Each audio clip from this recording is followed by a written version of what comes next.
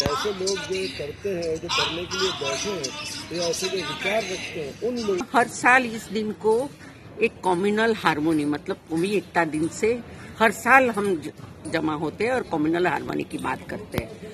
और आज का संजोग में तो वो बहुत ही जरूरी है कि देश की जनता आपस में भिड़ी रहे, तभी हम दुश्मनों का सामना कर पाएंगे।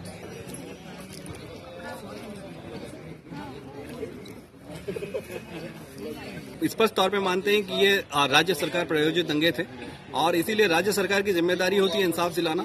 राज्य सरकार उसमें फेल रही, लेकिन सुप्रीम कोर्ट के ऑर्डर के तहत 9 केसों में एसआईटी का गठन हुआ, जिन केसों में भी जो न्याय मिला है। आज भी पीड़ित ये मानता है कि न्याय जो है वो अधूरा है, क्योंकि जो उसके मेन कॉन्स्पिरेटर थे या जो बड़ी एक लार्जर कॉन्स्पिरेसी थी दंगों को करवाने के लिए, उनके गुनहगार आज भी बाहर घूम रहे हैं।